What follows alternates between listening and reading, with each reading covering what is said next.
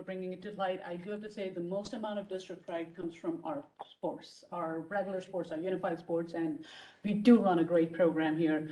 I do want to just comment on the boys soccer from personal experience because my kids are on the team. Coach McKenzie runs an amazing program because he has great volunteers, but it is impossible without the volunteers. And the reason I wanted to discuss this was our dependency on volunteers. We should not be dependent on volunteers because as much as they're doing us a service, if there's a need, it needs to be a paid position. So I would really like to ask the committee to seriously consider the highlighted sports with the reasoning for as quickly as possible approving a paid assistant coach.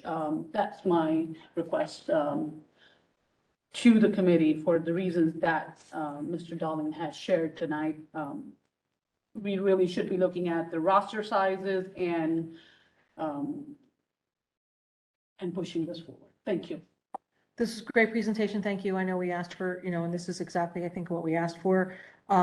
If we were to replace every volunteer with the cost, it would cost the district $60,400 per school year. And that was just my quick math here, so you could check me at another time. But I think that that may be something that needs to come up in next budget round.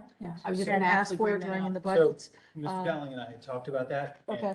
Specifically, the highlighted ones are the ones that we would certainly break through this year's budget process. Mhm. The other ones would be brought up in conversation, and we'll look at it as a big picture, but recognizing that these three are a budget priority, so.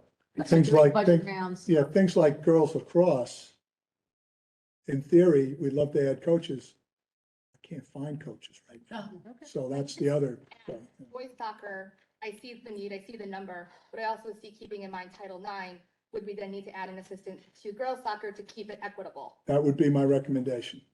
Plus, they play at a very high level too, and hopefully they would, and then maybe they don't have to. Roster Well, that's why I had said it, but then I also said keeping in mind Title IX, Yes. so that's why you want to make sure you're following the law Right, as much right. as you're looking at numbers. And my next statement is probably not going to be very popular amongst the parents whose kids are in some of these sports, but we can keep the rosters low by cutting people. I get that, We do. I get that there's, everybody wants to be able to play and everybody should be able to play, but that's what we have the rec department for, and that's what we have intramural sports for.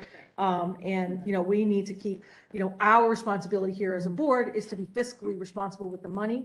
And I get it. My kids played sports and I get, all that, but I wouldn't want to take $60,000 out of another program so that we can have additional coaches. And I, I you may completely disagree with agree me.